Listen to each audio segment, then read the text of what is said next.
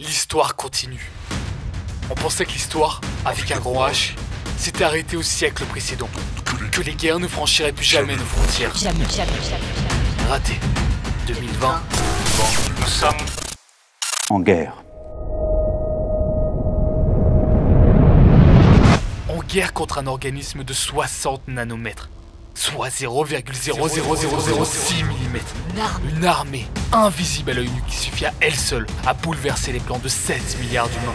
La moitié de l'humanité s'est retrouvée retranchée, comme nos arrière-arrière-grands-parents en 14-18. Sauf que nous, la guerre ne se fait pas dans des tranchées mais dans nos canapés. On passera pour l'héroïsme. Quand on était gosse, on imaginait le futur à base de voitures volantes, de voyages interstellaires. On n'avait juste pas pensé que ça serait derrière notre écran. Une manette à la manette à la manette à la manette à la manette à la manette.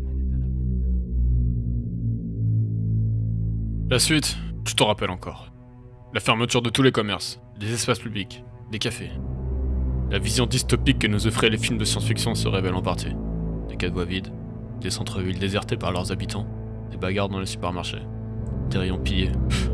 Enfin bref, rien qu'on avait vraiment connu. Les villes telles qu'on les connaissait, toi et moi, elles sont devenues vides et inanimées, comme endormies. Chacun a été touché à sa manière par le confinement. Pour nous, la conséquence directe a été l'arrêt de notre création d'entreprise, brisée dans son élan, sec et net. Comme notre exposition pour Ibris, on a pris énormément de retard. Ah, et je sais, ce sont que des détails, mais j'avais enfin reçu une date pour le permis moto. L'examen a été annulé la nuit de l'annonce officielle du confinement. Encore mieux. Mon voyage de 3 semaines aux Philippines était bouclé. Tout était prévu. Sauf la pandémie.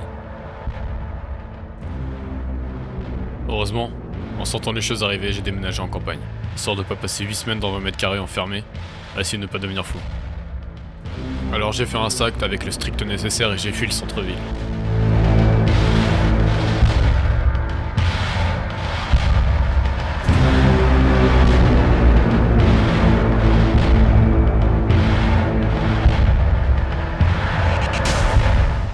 Bon, j'arrête de dramatiser.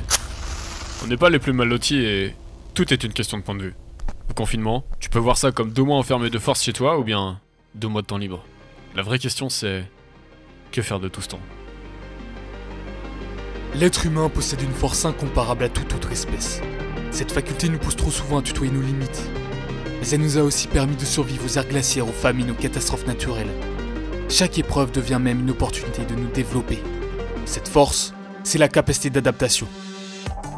Alors oui, on a pris le confinement comme une opportunité et on y a vu une source inestimable de temps. Le temps de se former aux effets spéciaux, la 3D. Tester de nouvelles choses, la rotoscopie, le fond vert, le tracking. Le temps de lire, d'étudier. Plus que jamais, le temps de faire du sport. Un tapis, une barre de traction suffisent à entraîner sa force, sa souplesse, son cardio.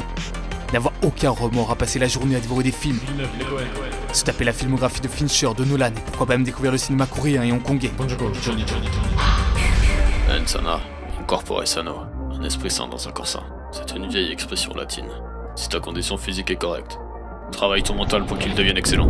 Impact. Retraite du bras gauche, profitez du contrepoids pour étendre les bras droits. Gardez les yeux sur la cible. Si ton mental est excellent, fais en sorte d'exceller sur ta technique. Impact. Le système nerveux a déjà transmis la prochaine information. Rotation des hanches, transfert du poids de corps. Si ta technique est bonne, fais en sorte que ta perception devienne encore meilleure. Impact. Sourd, lourd, implacable. Mensana, in corpore sano. Cette expression, c'est en réalité une invitation. Une invitation à une fusion parfaite entre le corps et l'esprit, pour que l'un porte l'autre dans un mouvement de balancier continu.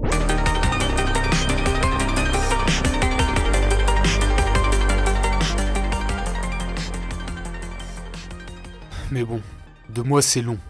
Il y a forcément des moments de creux, d'inactivité. Et ça mène à se remettre pas mal en question. Genre, faire des photos, des vidéos, l'art en général. Est-ce que c'est vraiment utile? Je veux dire, il y a tous les jours des infirmières qui vont au front. Des gens qui remplissent des fonctions indispensables. Comme les caissières, les éboueurs. Et il y a nous, qui avons ce caprice de vouloir retransmettre nos émotions en images. À quoi bon?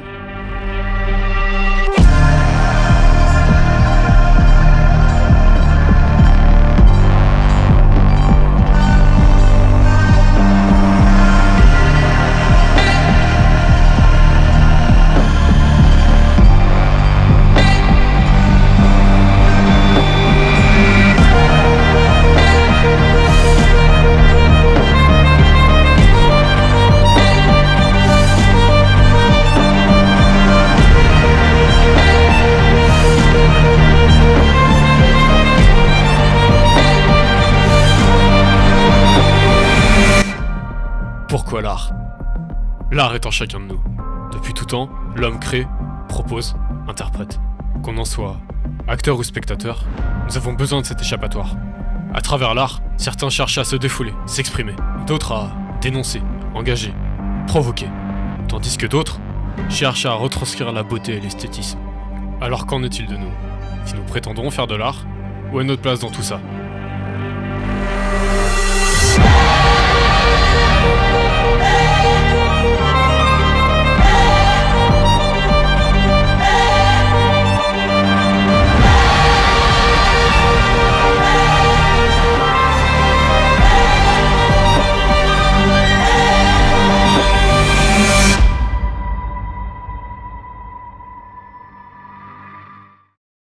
Notre place dans tout ça?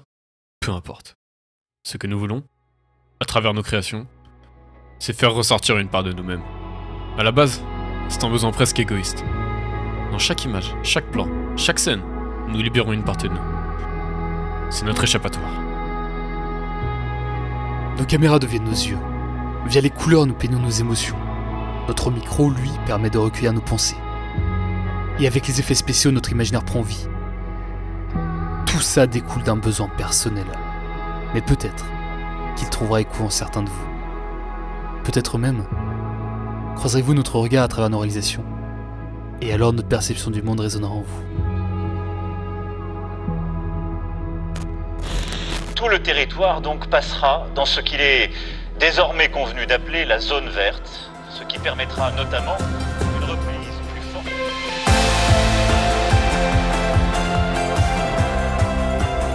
Depuis le déconfinement, on réalise plus que jamais que l'aventure se fait au coin de la rue.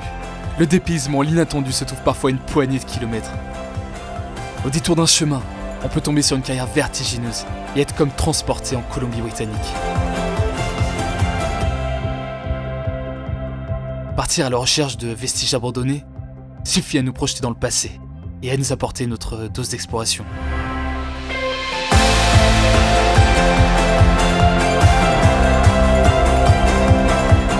Pas besoin non plus de faire 10 000 km pour contempler l'océan et prendre sa dose d'immensité. Bien sûr, on compte bien repartir découvrir le monde, mais on réalise plus que jamais qu'il commence à notre porte.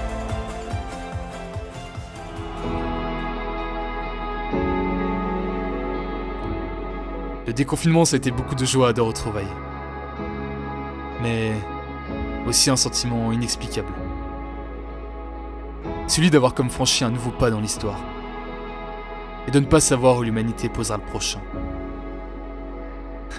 Ce qui est sûr, on l'a bien réalisé durant le confinement, c'est que personne, aucun professeur, aucun expert, ne peut prédire avec certitude ce qui se passera dans les prochains jours, mois, siècles.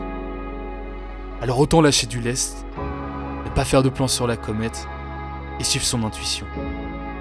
L'histoire, avec un grand H, est toujours en marche. Et nous, on va continuer d'écrire la nôtre. Run for your life. Run for your life. Run for your life.